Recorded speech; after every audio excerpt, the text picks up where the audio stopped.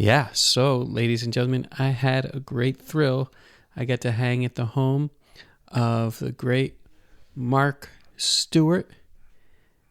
Mark Stewart of the Bang on the Can All-Stars, who have brought so much new music, adventure stuff from classical jazz, rock, world, experimental music.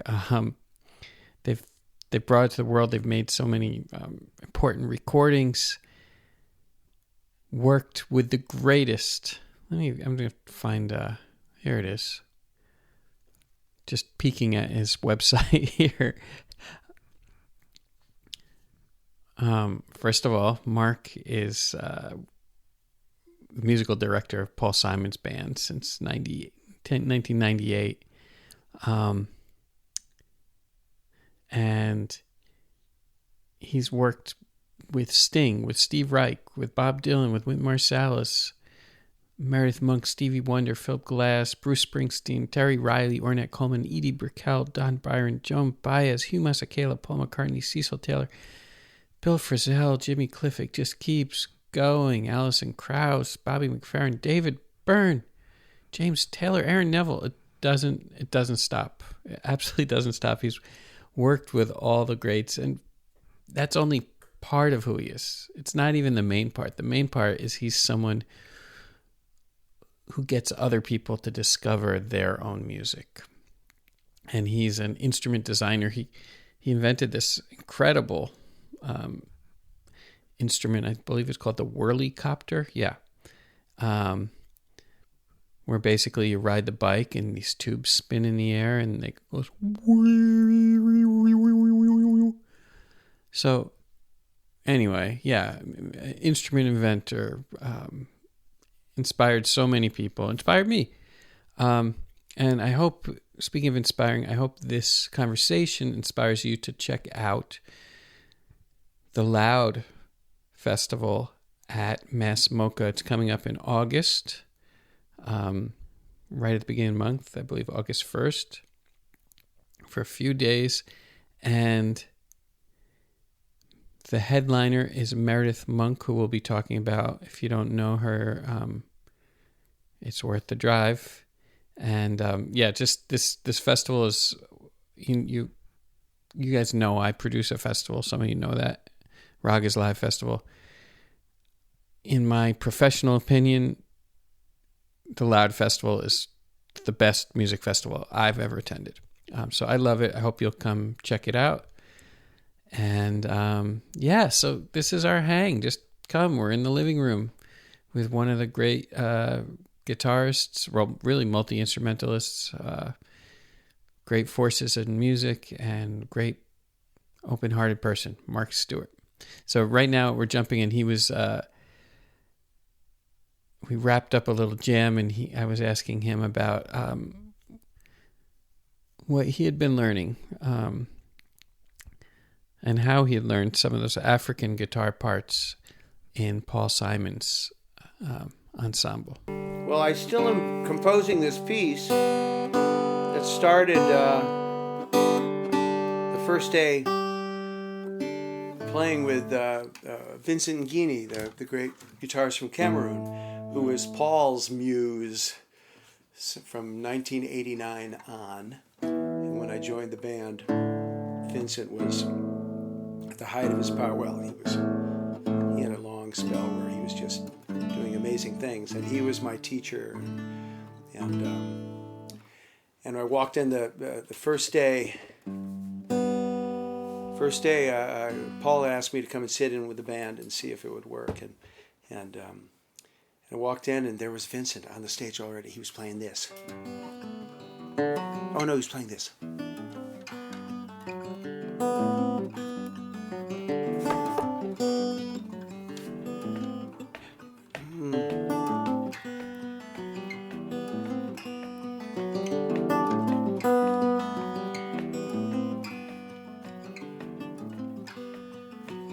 He was muffling the bottom two strings.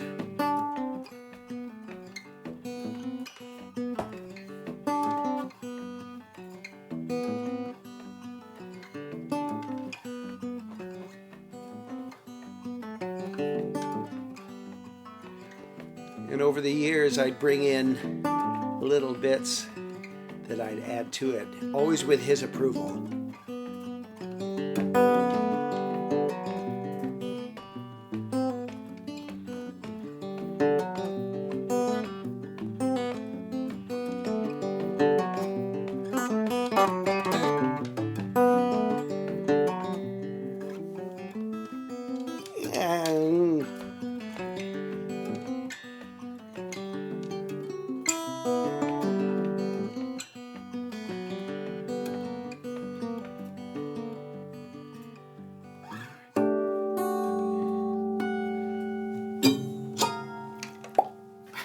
yeah. Wow. Yeah, so that was, yeah. That's incredible. Yeah, Just isn't that cool? Wow. Yeah. Okay, that's so cool. we're rolling now, which is Yeah. wonderful. That's fine. Yeah, let's talk about. It sounded like you were throwing in almost. It seemed like almost like some Bach type things within that African. Well, thing, Vincent was. If Vincent had been born in Berlin, he would have been the concertmaster of the orchestra and a composer. He was a extraordinary teacher, leader, and he was an extraordinary, kind of, well, he heard everything. He would turn to you and he would say no, and it was the same sound of no, but it could mean the inflection was wrong, the note was wrong, your sense of time was wrong. It was always the same kind of, that isn't it. All sins were equal. It was kind of a beautiful, way to learn this extraordinary tradition of music, which was, I knew that I had to figure out what wasn't right, but I knew something wasn't right. And so the effect it had on me was I learned the music very quickly. And I learned because I'm a good student and all I want to do is listen. And so it worked out, it worked out for everyone. Wow. Yeah. Actually, would you mind? Is there something else he taught you that you could illustrate? Oh, he taught me unbelievable things. The opening to a song. Let's see.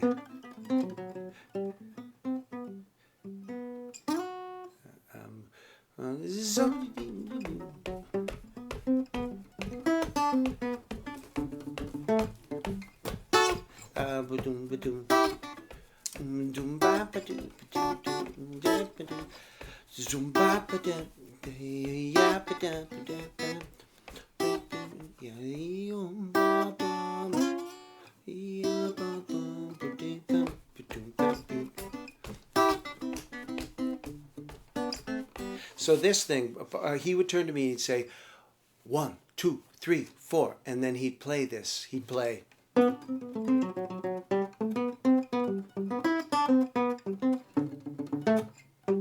And I had no idea what that meant, but I learned it by rote.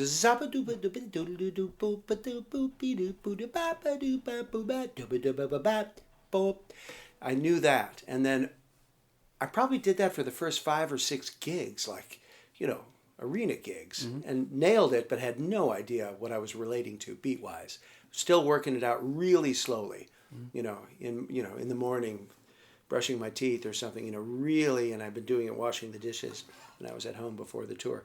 As it turned out, of course, it was a triplet rhythm. I knew that.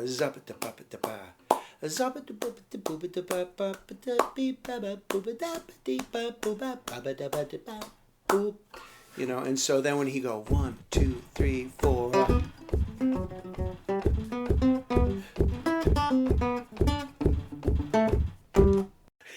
Yeah, it was incomprehensible. 1, 2, 3, 4. It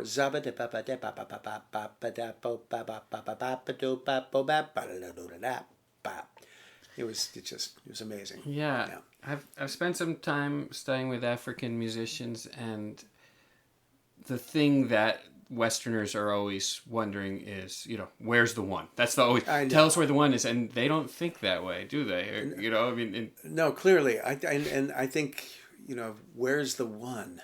Wow, that's talk about a metaphor.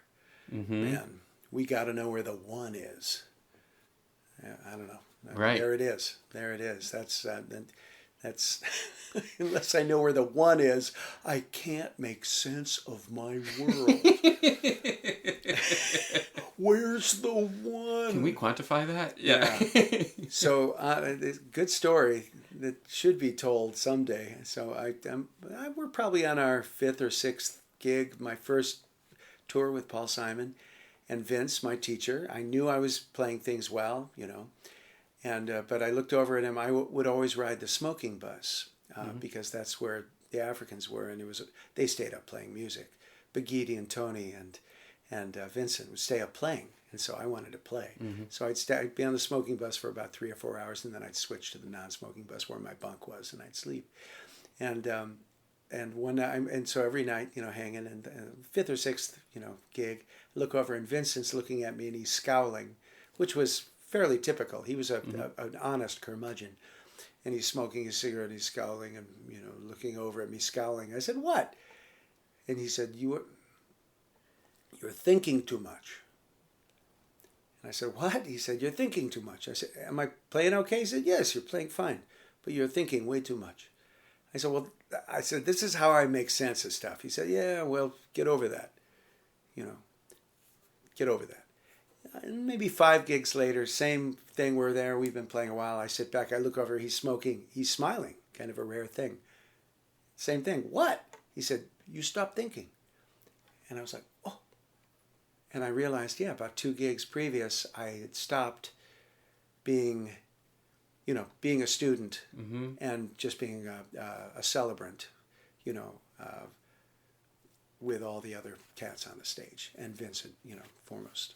Yeah. Wow. Yeah. That's an amazing way to put it, right? Because celebrant, because it's not really about getting the correct notes or something else. There's an energetic thing with African musicians and music that has nothing to, is way transcends getting it right or something like that. That might be even the lesson about for all of us, about all of us, which is when looking across the border, the thing that is most magical about the other is that which we're keenly aware of its absence in our lives, and certainly when you're in the arts, that's why we have so much to learn from one another, certainly in the arts, but certainly, more germane to the present world situation from each other, and it's the thing we've been resistant to. And I know, folks, Pete Seeger always thought a folk song could change the world, and, I wish it was that simple, but certainly, I will say the arts have always led, it's too bad that, they're not on the front page. Right. I'd love to see a headline about Henry Threadgill on the front page of the New York Times. Saying, something about, the blurring of the lines between what is written and what is in the air, or something. And it was just spectacular. And we all had to know that information. Right.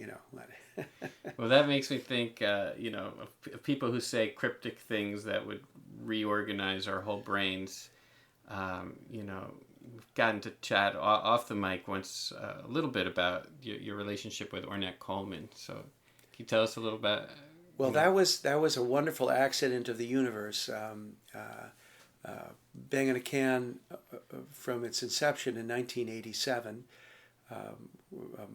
Julia and David and Michael all they conceived of something that was wonderfully pragmatic and wonderfully idealistic at the same time.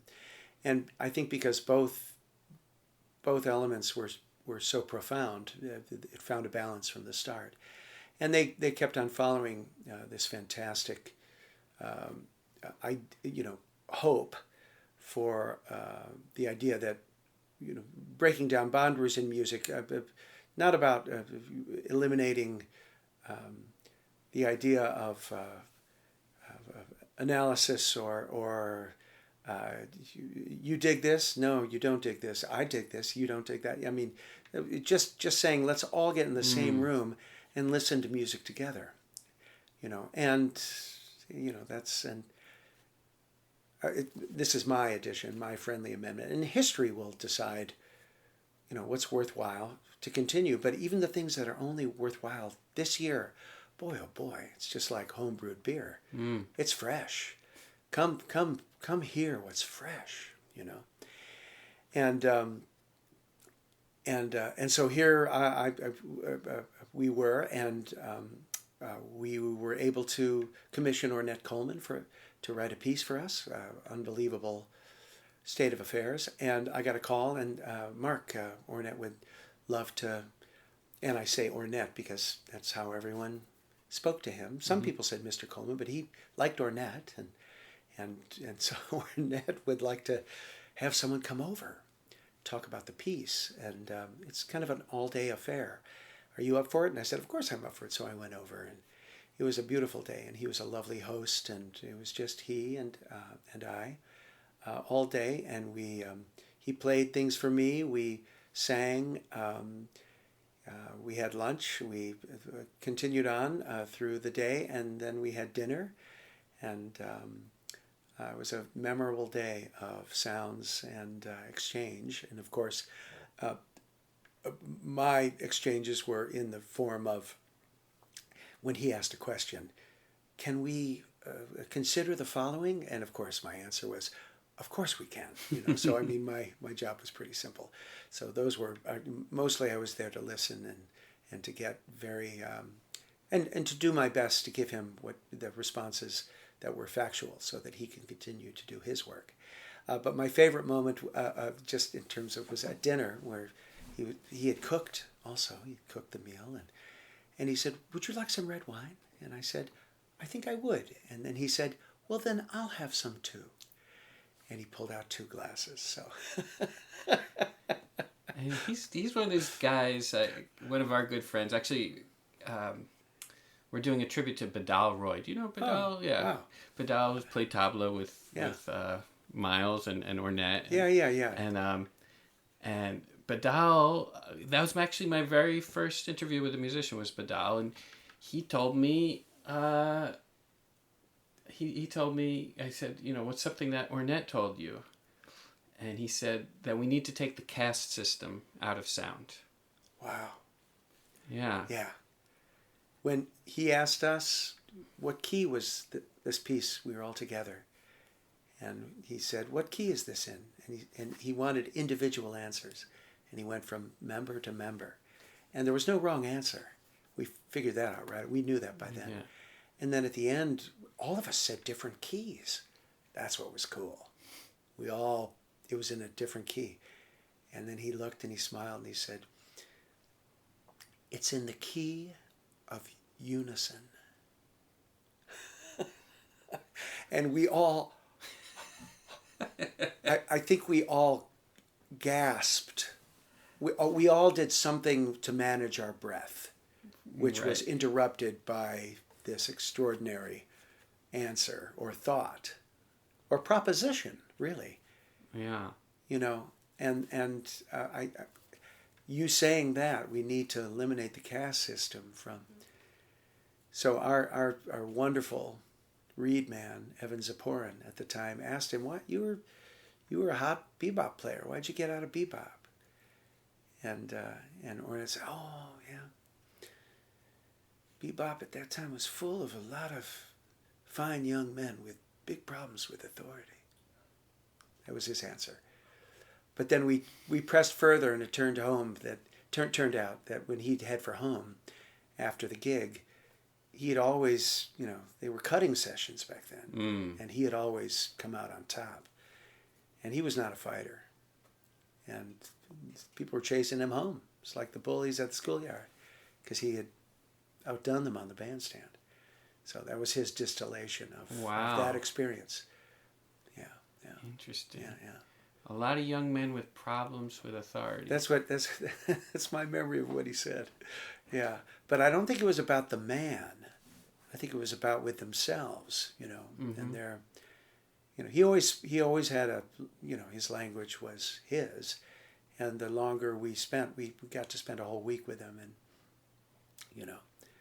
there was one thing he said that I've quoted many times, which was at a certain point we were trying to figure out something that was on the score and reconciling it with his idea of what should be happening in the air.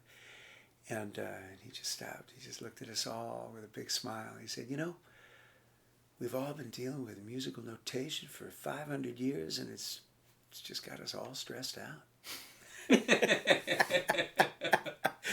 And we all, oh boy, did we nod.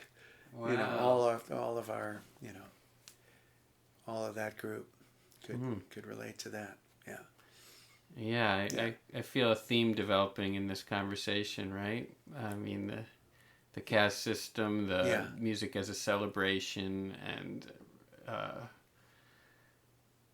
and this kind of... I actually feel like maybe he meant people had problems with authorities. They were following too much authority in bebop. I like that too.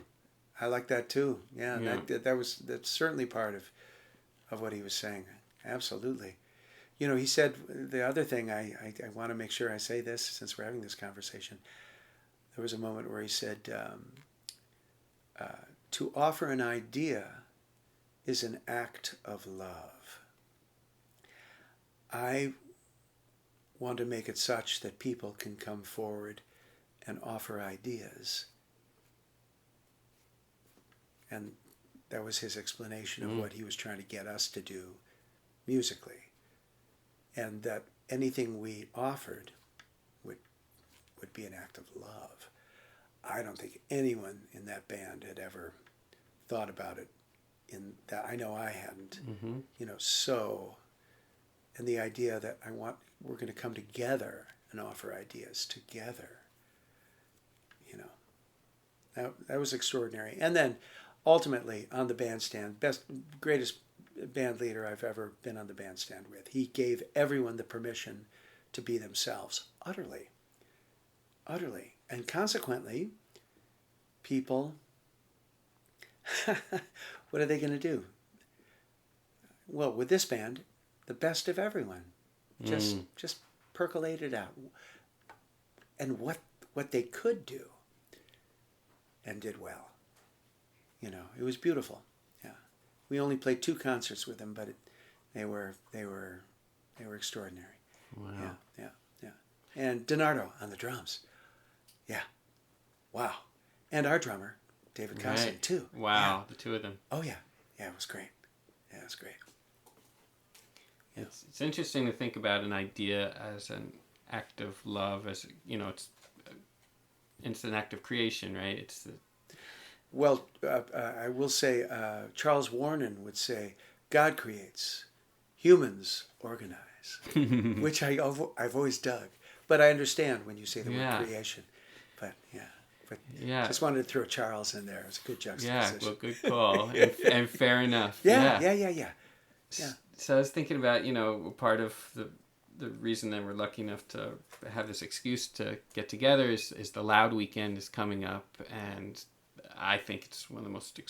I think it is the most extraordinary festival I've attended, and at the core of it is this incredible group, the Bang on a Can all stars, and the ensemble and the composers, and I was just curious what was at the root of this thing, and how did it blossom? How did it start? This festival up at Mass MoCA? Or not just the festival, the Bang on a Can itself as an entity, as a concept. Yeah, well, Bang on a Can, the entity, the concept, it was Julia Wolf, Michael Gordon, David Lang, 3 friends from the conservatory, and recognized their intersections and their like-mindedness and they were colleagues. They were a band. They were a great band. They were a great trio. And I'd love to hear them do a gig together, because each one of them, I know, I'd like to hear Julia on Appalachian dulcimer, Michael on Casio keyboard, and David Lang on trombone. They do a smoking, like 2.5 minute piece. And because they knew they could, and they'd all do what that'd be fun. So anyway, I'm glad I said that. Okay, good. Yeah, it's on the record now. Yeah, it's on the record. No, but Bang in a Can, the three of them, great band of composers who realized that there was no place for their music in the world unless they made it. And so they made it, and it turned out there were a lot of people who were waiting for that kind of platform and that kind of space. And so it kept on, and the inertia continued. At a certain point, they decided they wanted to make a house band because cities far afield, organizations far afield around the globe were asking, come here, do it. And they realized we needed, boots on the ground. We can do it with a group. So they formed this group called the Bang in a Can All-Stars, and they formed it from the people that who had been playing in the festival regularly, that they dug and thought would make a good sextet. And so I remember when I asked David Lang, well, what if, I said, how did you form the group? Well, we just thought of the 6 people we wanted. I said, well, what if they had all been euphonium players? I love the euphonium, by the way. Being a cellist, I see it as the, brass representative, the cello, in the brass world. And he said, well, then we'd have the greatest euphonium sextet in the world. That was David Lang's answer. But I did like that answer. But at the same time, we were kind of the monkeys of the contemporary music world. We were thrown together, and we made the best of it. And the best of it was really quite extraordinary. And I'll again take it back to Michael, David, and Julia, their curatorial vision and just their sense of what is real and what is now was a potent brew, and so they've continued to mix make the gumbo every year. And so this year we've been here in partnership with the extraordinary staff and curatorial powers of Mass MoCA. This is our 22nd or 23rd summer here, and so together we're still doing this potent brew of what's now, what was, a little before now, and then always looking ahead. And I think that's their magic, is they use inertia to, like solar power, like energy from the universe, to keep on moving their artistic vision, even though that's a hackneyed phrase, forward. Yeah, Michael, David, and Julia. Yeah, and one of the musicians you're featuring, when I've talked about her to musicians who've played with her, they described her as somewhat of a shaman. I don't know, how would you put like Meredith Monk into words? Like I already knew who you were talking about. When you said the word shaman, I was like, oh, he must be talking about Meredith. Yeah. Well, I mean, goodness gracious.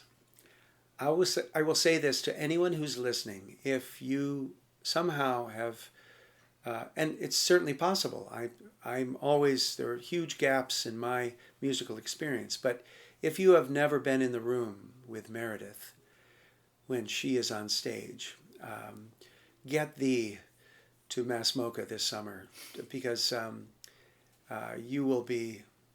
You will come and you will seek me out and thank me for giving you this advice. Yeah, Meredith is she rings as true and as pure and as loudly and as wonderfully as any sound I've ever heard. When she opens her mouth, when she asks her colleagues to open their mouths or play their instruments, when she asks her people to move.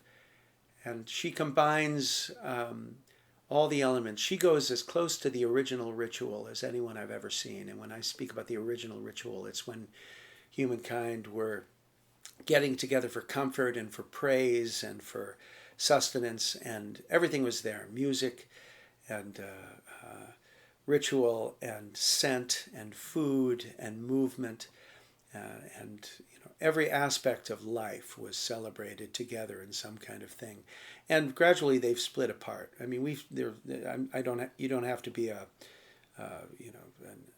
anthropologist of a high order to realize that we've seen the splitting apart of all all the things that used to be together when it comes to, and we have the arts, but I think originally it was the art, and Meredith is as close to the art as anyone I've ever seen in my career. And at the end of the night, we're all in the same place together, and we have all shared something, and there doesn't seem to be much division between the stage and the audience, in spite of the fact that it's still that old form where but she blurs the line between the stage and the so-called audience, and really at the end of the night we're all part of the same village, and it sounds, those words can be abused, but she she shows you that village, and everyone leaves nourished. Yeah. Yeah. I don't know how else to say it. And also, she's just a badass singer and mover and shaker and great band leader. One of the great band leaders I've ever seen. And man, stay for the encore. You won't be able to leave because it's usually Meredith solo, and you've seen a lot of great stuff all night, and then Meredith just shakes it out for like a minute and a half, and you go, "Oh my God!" Yeah. So anyway. Yeah. Yeah. Don't miss it. Yeah, she cracks the sky open or something. Yeah, cracks the sky open. That's it. Yeah. That's it. I mean, yeah. It almost feels silly to get so nuts and bolts about it, but is there, like, how does she, is there guidance she gives you when you're in her band, or, particular? Well, we were able to join her band in the 90s when she said, "I need a week just to spend time and to sing and to clap and to talk and to dance, and before we even start working on the music, I've got to spend some time with these people, and we're gonna sing, and we're gonna dance, we're gonna move, and we're gonna sit quietly, and whatever needs to happen, but I need some time." And man, I mean, I was all in, but there were some doubts in that band back then, but they were gone in 10 minutes. Wow. In the room, when we were all marching around the room going, "As I was walking on a May morning, I heard a bird sing cuckoo. As I was walking on a May morning, heard a bird sing cuckoo." We were all doing this round and marching around the room, and every once in a while we'd clap or and all, everything had left the room except, "What's next, teacher?" Yeah, so that's how we began. Yeah, and we marched and sang and danced, and marching is just walking in a way that is musical. It doesn't have to be, the march to the battlefield, right? Although it often is. Yeah. We need to rehabilitate marches whenever we can. March to hear the birds. Yeah. Yeah. Well, I mean, I feel like we're staying on this theme of these people that... Well, I was talking to someone's manager this week, and you'll probably guess who it is pretty quickly, but he said, often when you meet...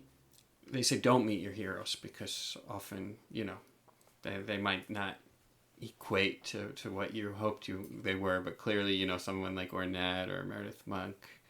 And his example of someone that actually, when you meet them, they kind of exceed any hope you could have, was Terry Riley. Right. Terry Riley, goodness gracious. Fortunate enough to have spent time with Terry, both playing his music and rolling on the road.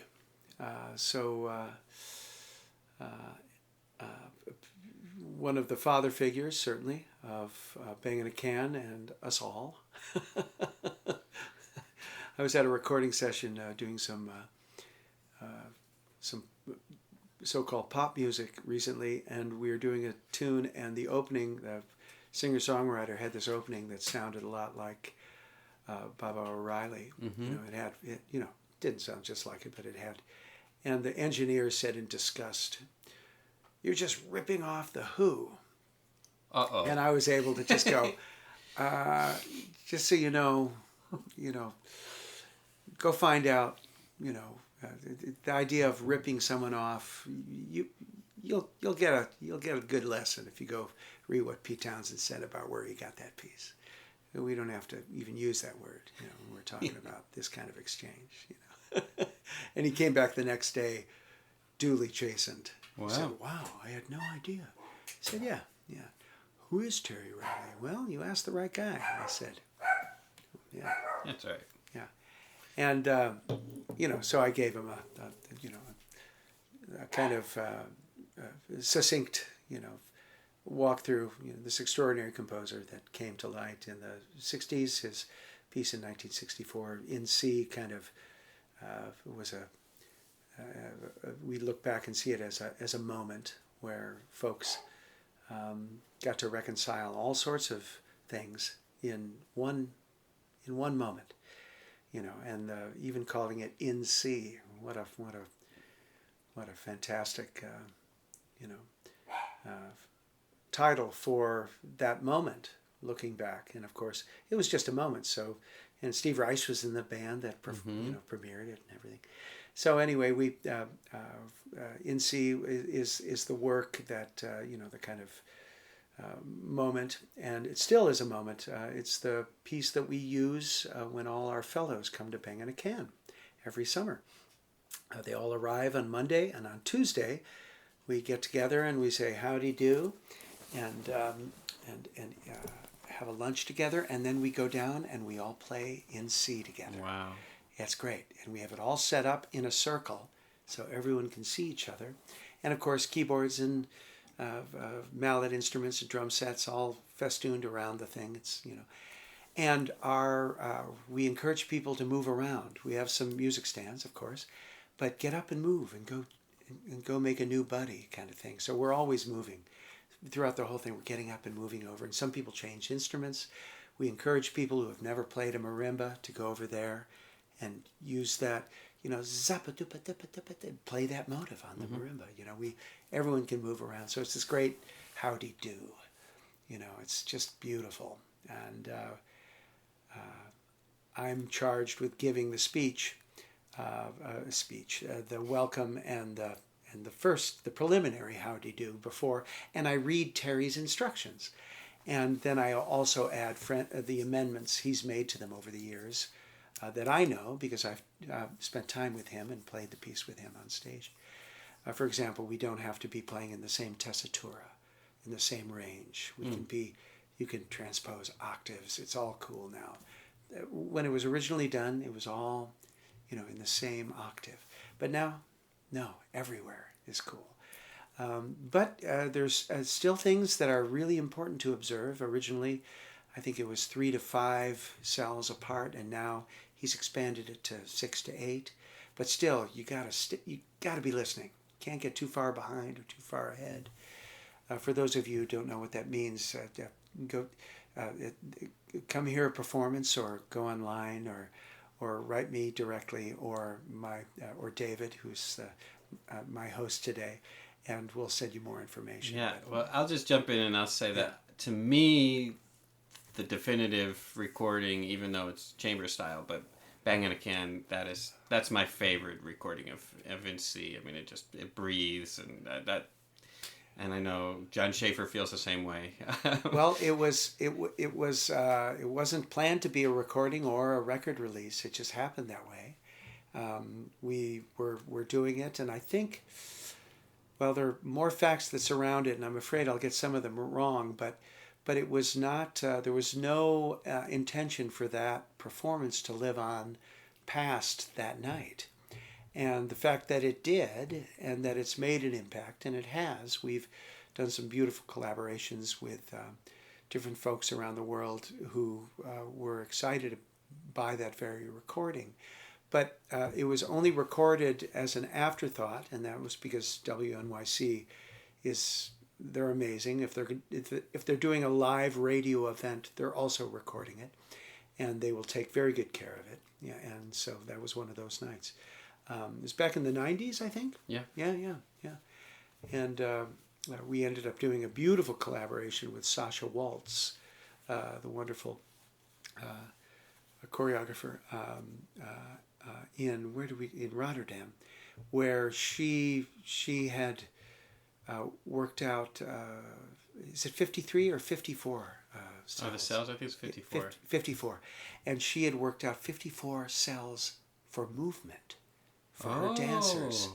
Oh, I'm so excited to tell you about this, David. Okay. Go and see it. It's miraculous. She cracked the code. Wow. She figured out how to choreograph. So they're relating to each other. Sure. Whilst relating to us, but we're really relating to them. We know all their cells. They know ours. It's, what is 54 squared? Right. There it is. I guess for all the poor people listening who are scratching their heads, basically this piece, which people now look back and say was launched the minimalism, as a genre.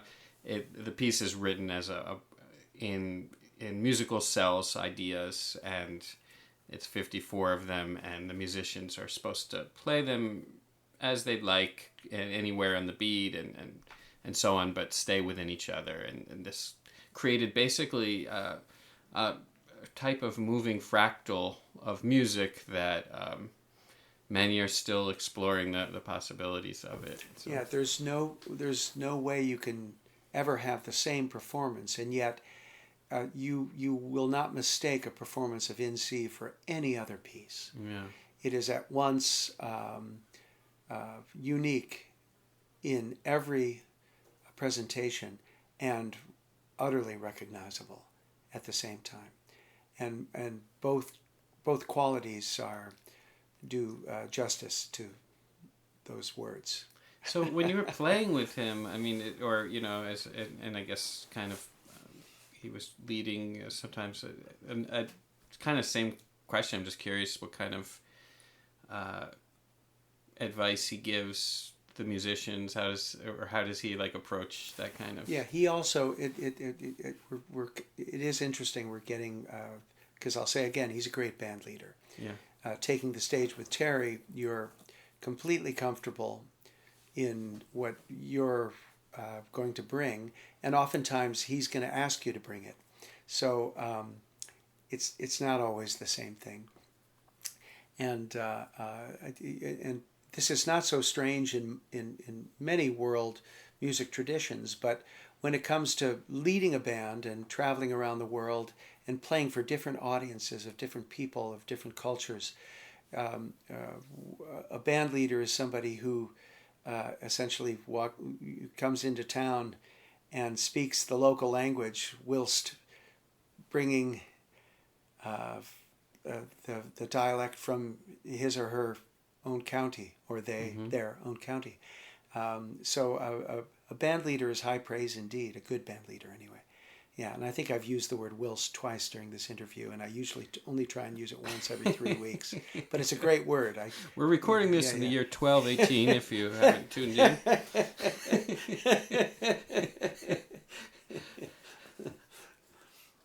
Yeah, actually, Mari and I were just in Japan, and we got to see Terry twice. And he... Oh, great. Yeah. Oh. Yeah, Mari got to play Tempura with him. Oh, my gosh, how wonderful. Well, I want to ask you a million questions. Yeah. How wonderful. Yeah, he's doing great. Yeah. And,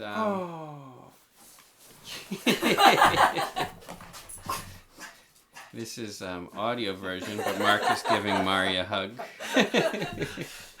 Oh, wonderful. Yes, it's okay, buddy. Come on. But, as someone who, doesn't disappoint, we went... 2 things happened. One, we were out to go and see him, and he released an album, actually, of standards in Japan. It's beautiful. It's half standards, and then half drifts into a kind of very interesting kind of psychedelic, futuristic space. And we were driving in 100% cloud cover, and we're listening to some of his just trippiest, hypnotic music, and of 360 degrees of cloud cover, a tiny break opens, and Mount Fuji is the only thing visible, with the clouds underneath, actually. And we felt like we were off to see the wizard anyway, and that was the moment I think he reached out and said, "Yeah, come over," or something like that. And apparently we're not the only ones who have these kind of stories No, about of course Terry. you're not. I mean, I think everyone has their own story. And yours is miraculous. And there are as many different miraculous. I mean, I think that's a good description of Terry. I think that's a good description. Yeah. Yeah, lean in. And, it's going to be, you're going to see Mount Fuji through the clouds whilst hearing the music that should accompany such a moment. Yeah. Yeah, that's great. Yeah. It's kind of perfect. Your story is kind of perfect. I know. Yeah. The second time we saw him, we were in Kamakura, one of the original capitals of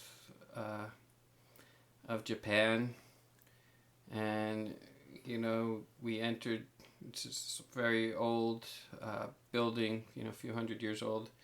And he was sitting there looking resplendent with his scarf. And he just looked up and said, "Welcome to the center of the universe." And I just want to say, not that he ever did it, but if he had said that in Omaha, Nebraska, it would have been just as true.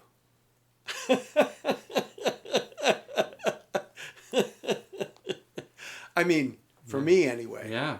Yeah, for me anyway. Some people are like that. Yeah. That's right. That's right. Centered. Yeah, that's right.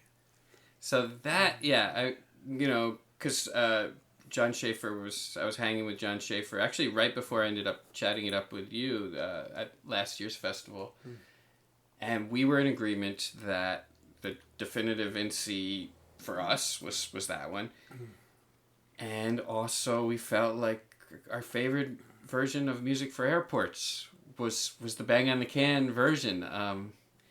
And we got to chat a little bit about how that came about and Brian Eno's reaction, and I don't know, maybe we could. Well, it was a singular record when it came out. I think it was 1977. Does that sound right? When he released it. Yeah. And it made a big impact on everyone. And there was a moment with Bang where it became reached critical mass, where the idea of orchestrating Music for Airports just had to happen. And I think that was 20 years later, in 96 or 97. And we reached out to Brian to just to let him know our intentions. And of course that was Michael, David, and Julia, and Evan, who were Evan Zapporin, who did the 4 arrangements. Each one did an arrangement of movements 1-1, 1-2, 2-1, and 2-2. And we got the word back that it was cool, but he wasn't going to participate, which was fine. We were glad he was cool. We went ahead and did the thing, and we sent it to him, and there was a space of time, I think, but then we got a beautiful letter from him, and he was surprised by his own emotional reaction to the recording, and when he looked at it, he called it the what did he say? It was present at the birth feeling. So he had been there for the birth of this child, and now here it was all grown up. Wow. And so every time where he's in the neighborhood and we play it overseas, he does come and attend and take the composer's bow, and it's always a thrill. And then we always go out to dinner afterwards, so it's been a very nice thing. And that way, and essentially it was turning the technology and time, the widget always replaces the human. Some new thing is made and suddenly all sorts of people are out of work. So it's always the machine replacing, the human. And of course, our great story here is John Henry, with, he went up against to show that the human was still mightier, and he proved it, but he died in the process, But here, it's kind of the opposite, and that was Michael, David, and Julia and Evan's, genius, was the human was replacing the widget, and I think Brian loved that too, because this was tape loop music. This was machine. There are acoustic sounds in it, but it was all made using, machines and tape loop. A beautiful process, but we did it backwards. We said, oh, let's see what happens when humans play the music that was made with machines. And so there was a beautiful synergy, I think, in that. The turning of the, on its head, this idea of technology is always, the usurper. Well, in this case, the human, and we're going to use, so that was a beautiful part of it too, I think. If you're talking about aesthetics and their ilk. Right, and just once again for the listeners who might not be familiar, a birth of another genre. What we're talking about is Brian Eno's music for airports. People now say started this movement of music called ambient music, and apparently, from what I understand, he actually was, set up the tape loop or tape machines, and then went to the post office or something like that, and returned and discovered this thing. So it was that egoless process, and changed music, and then Bang on a Can brought to life, I suppose, another movement, which is taking ambient music and making it done by humans, and with beating hearts and so forth. And I think Brian and others would say that of course we inherited what we call ambient music, and I know that there are certain folks who really look at Eric Satie as being a guy, a composer, a thinker, a maker of sounds, who set up the whole thing, and of course lots of cats in between, Interesting. But so.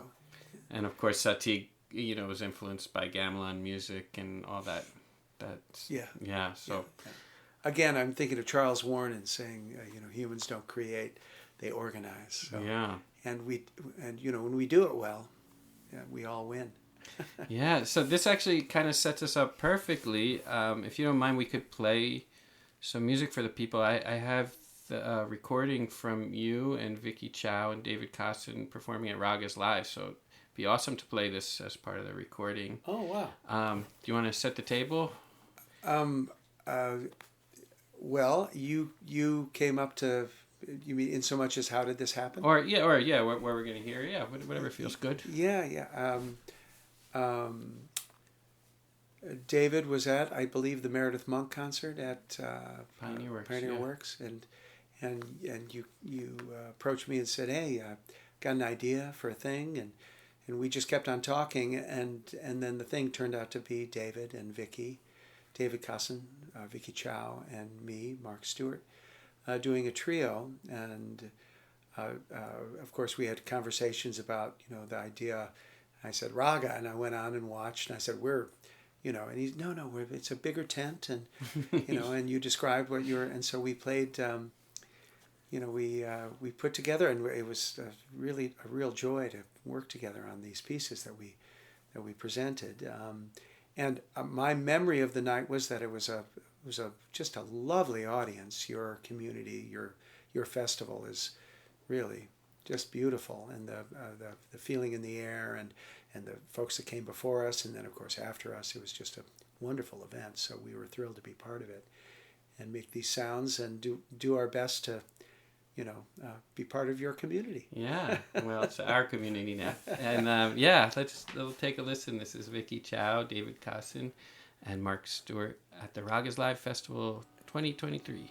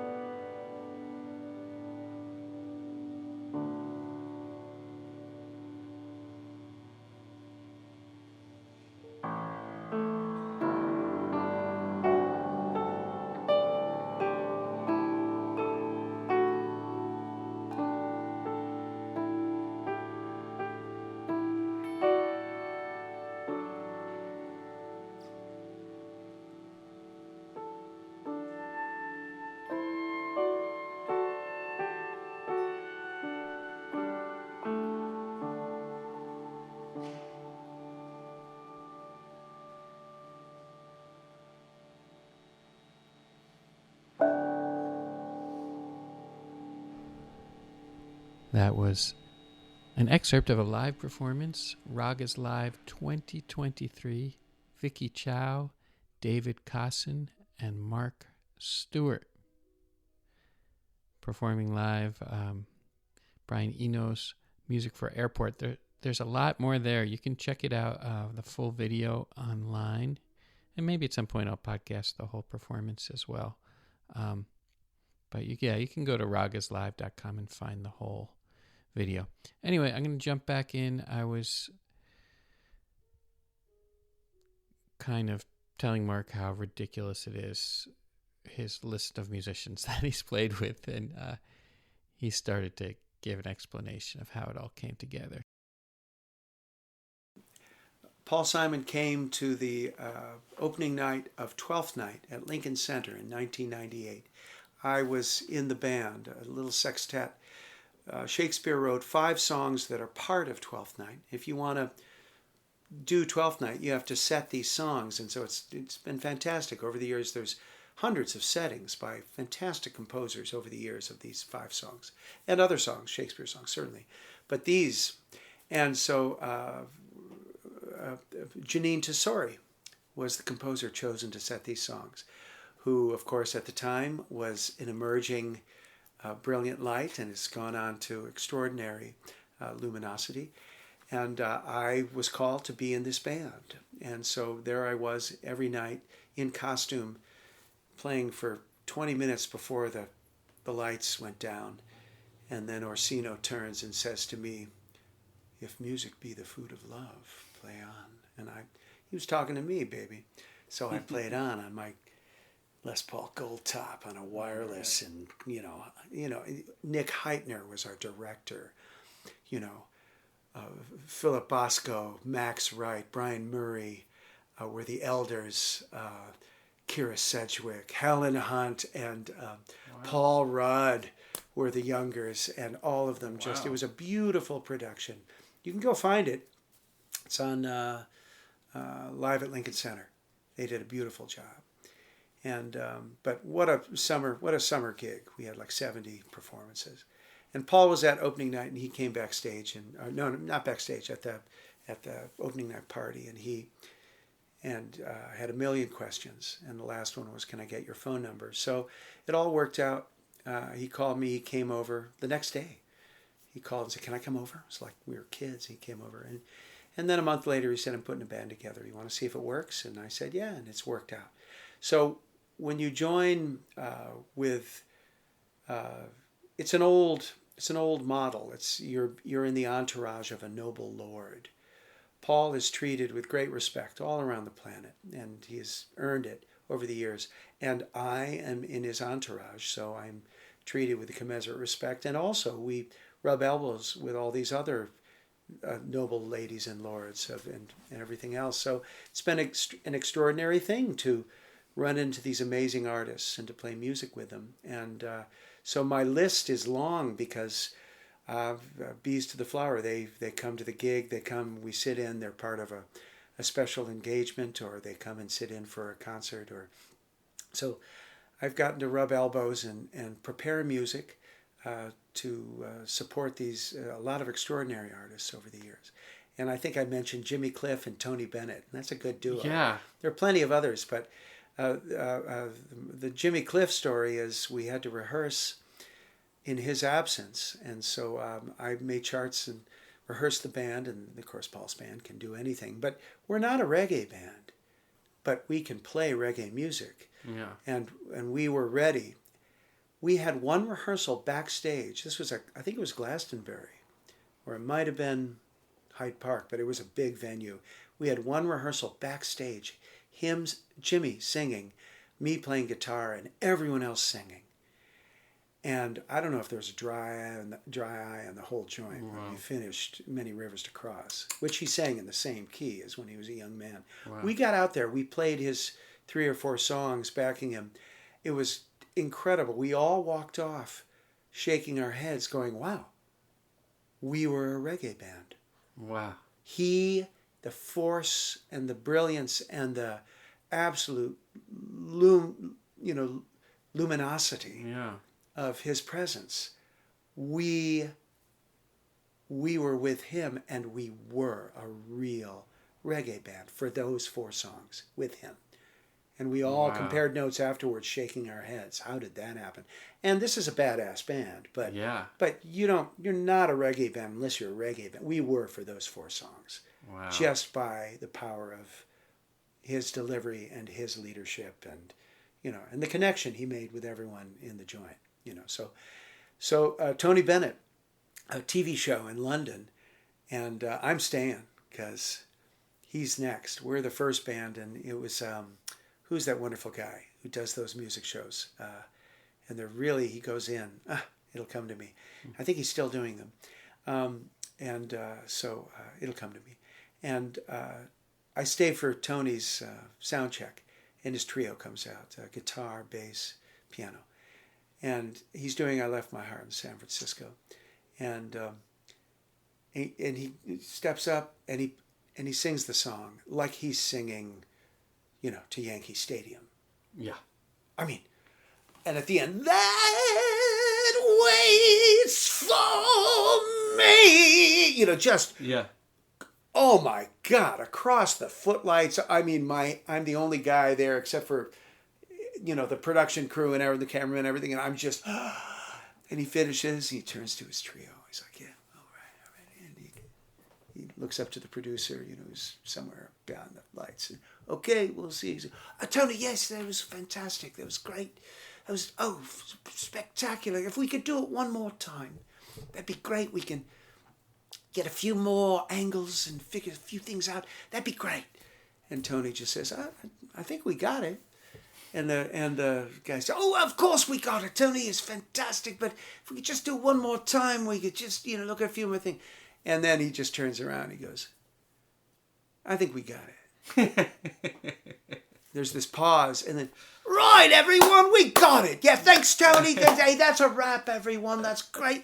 And it was just, this guy, he was in his 80s, and he ripped it.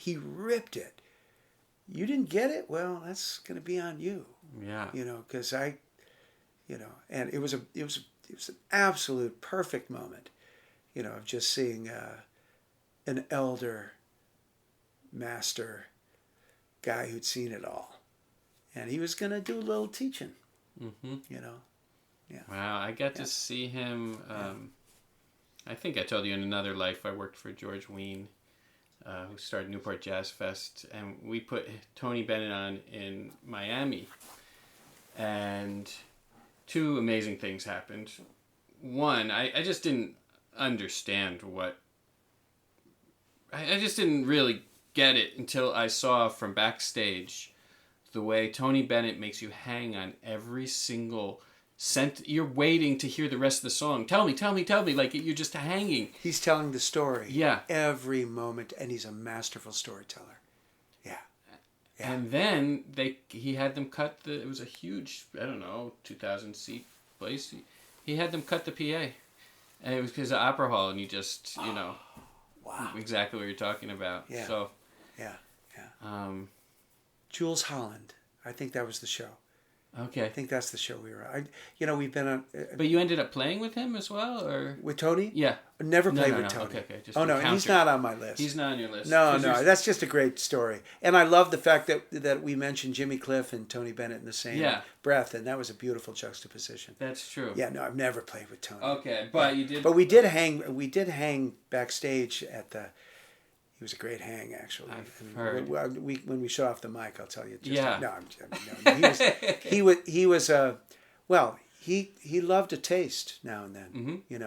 And I just loved that an old guy from the jazz age was, still. He's a cat. He was a cat, man. That's right. Yeah.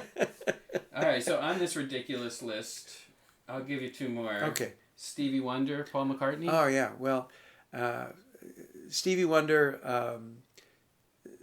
the funniest moment ever on stage with him, we were doing it's getting to be on stage with Stevie Wonder. All you got to do is just do your thing, and talk about a band leader. That guy, he doesn't.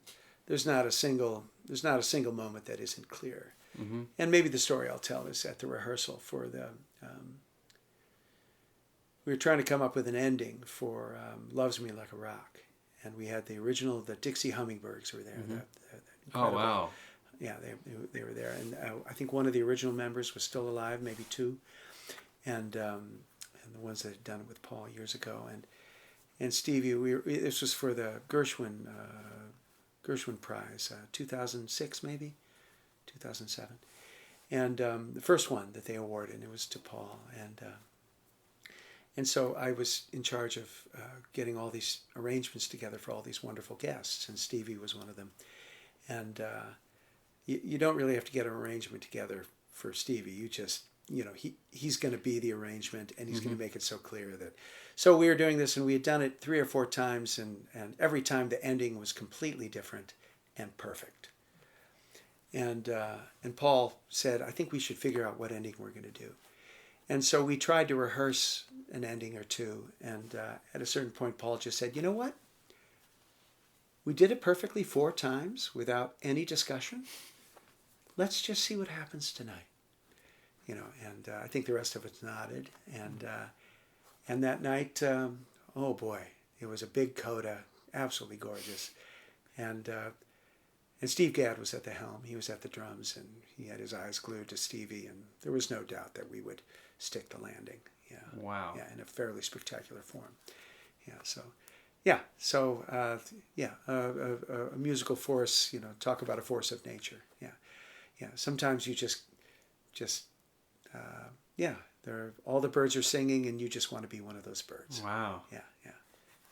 Yeah, I feel like he's like our Bach or something like that of this time. I mean, it's just absolutely, and there's these few musicians who both can combine some pretty technical complexity, and yet everybody in the world will be tapping their foot to it, and it's in the supermarket, and it's in the taxi cab and stuff like that. So it's just like, yeah, that there's an artist who can make the most relatable stuff, but then all the music geeks could still be saying, "Oh wow, what's he doing here? Like, what is that even?" Well, I when you first said the Bach thing, I wasn't quite sure what you were saying, but as you spoke, I realized Stevie is a counterpoint, just giant.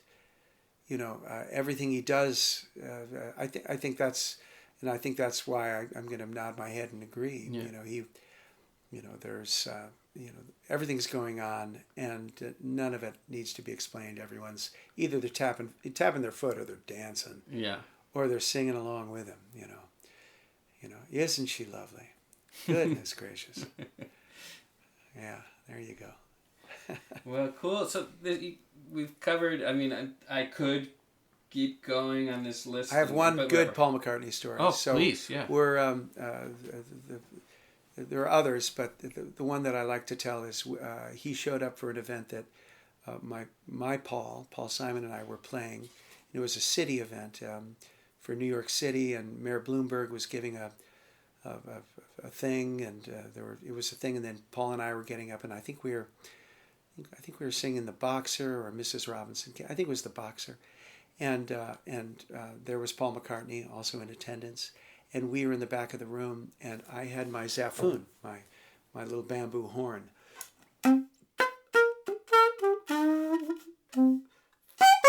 This great little thing made in Maui by Brian Whitman, the Maui Zaffoon, this beautiful little reed horn. And Paul saw it, and he said, "What's that?"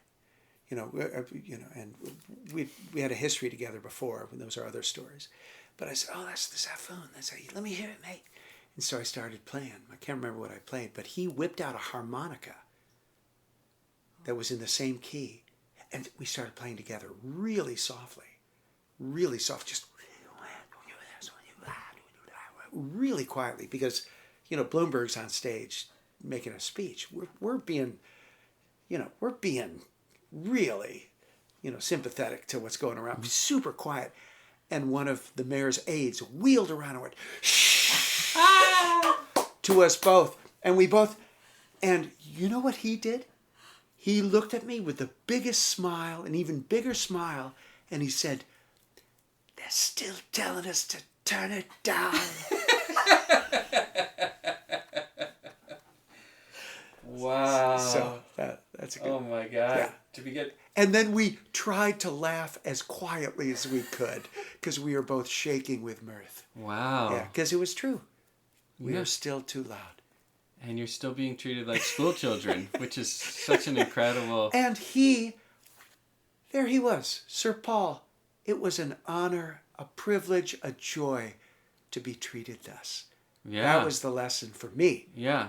Oh my gosh. And we will laugh at the glorious ridiculousness of this moment. Yeah, you had to put on the dunce cap with Paul great. McCartney. Yeah, hey, any day. Wow. Yeah. Okay, well, I'll just leave it at to be continued with these ridiculous names such as... Oh, yeah. Well, but whatever. Yeah. Don't say them. I shouldn't say them. It's crazy. Yeah. It's crazy. Yeah.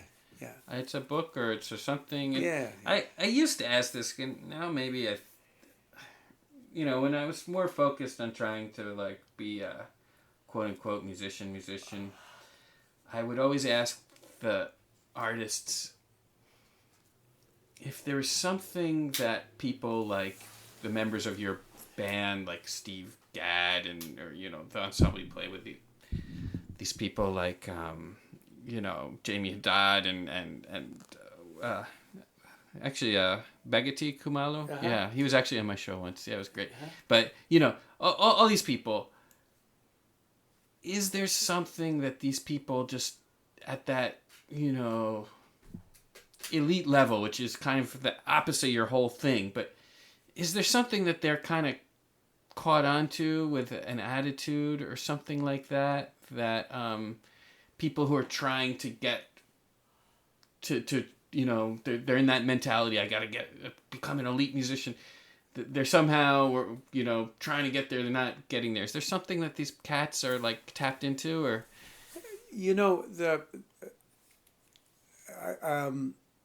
I'm happy to report that no, there isn't.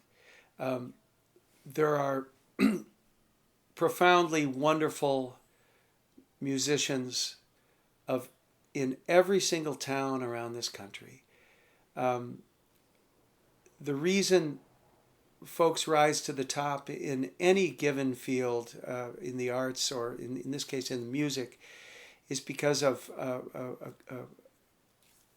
the coincidence of a number of factors happening. But certainly they all share a personality that is absolutely irresistible when manifest in sound. So that is true of certainly all of my so-called elite colleagues. But I can say the same about so many people who aren't universally recognized in that so-called elite crowd. But that is certainly something that they all share. That manifestation in sound of something that is irresistible and that you want to hear again and again. I remember when I started freshman in college, and I was a cello and jazz guitar major. And I remember one of my teachers saying, we were talking about some of the string quartets of the day, and I think the ones who were just bursting out in the late 70s were the Tokyo String Quartet and the Guarneri Quartet had already been around, but so they were a little, and of course the elders were, the wonderful the Budapest String Quartet and all the wonderful, of course the Juilliard, and so we were talking about string quartets and what did they have in common. And I remember one of the teachers saying, well, 4 very fine players and a first violinist you could listen to all night and all day. That's what was said. You got to have that. So you can look for things that do exist in all these different artists and all these different ensembles and but in terms of how you get to the top of the field in today's kind of music business and music world, there's all sorts of things, both wonderful and absolutely god awful, that have to be present. Yeah.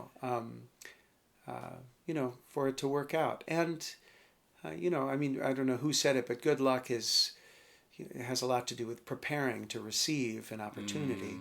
So certainly all of these folks that you mentioned had prepared to receive an opportunity. So I would say be prepared to receive gracefully and expertly a good opportunity. So that would be that's good advice for anything and anyone.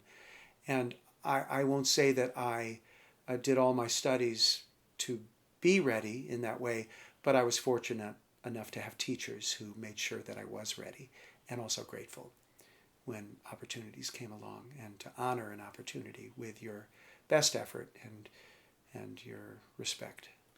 Yeah, that makes me think of two quotes. One is that someone says it takes 10 years to become an overnight success. And another was, Terry Riley saying there's no music without seduction. So. Oh, man, that's a new one for me. Thank you. It's on a T-shirt now. Oh, with his my picture. goodness. Mari has it. Oh, gosh. Yeah, Terry, if you're listening. Yeah, baby. I gotta.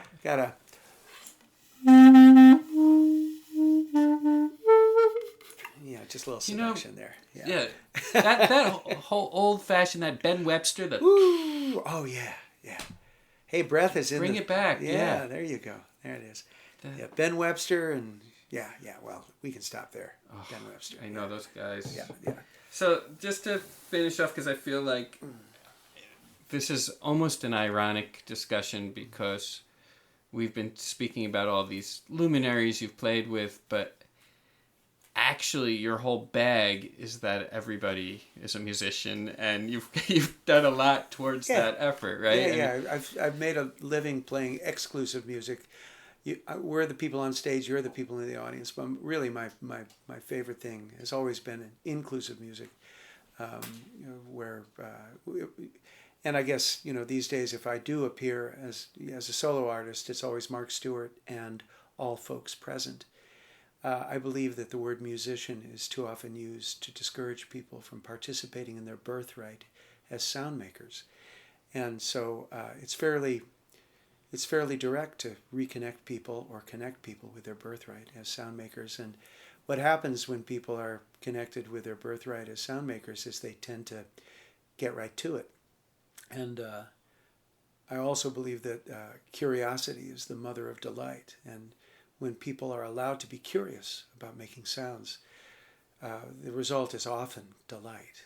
And, then music tends to emerge. So that's my... Yeah, and you have a whole side of your being, which is creating and teaching people how to create instruments, Yeah, make instruments or just, embrace the most portable instrument of all, which is your voice, one's voice. Lots of things to do without even any instrument in hand, And every instrument is just trying to mimic the voice, which is already so perfect.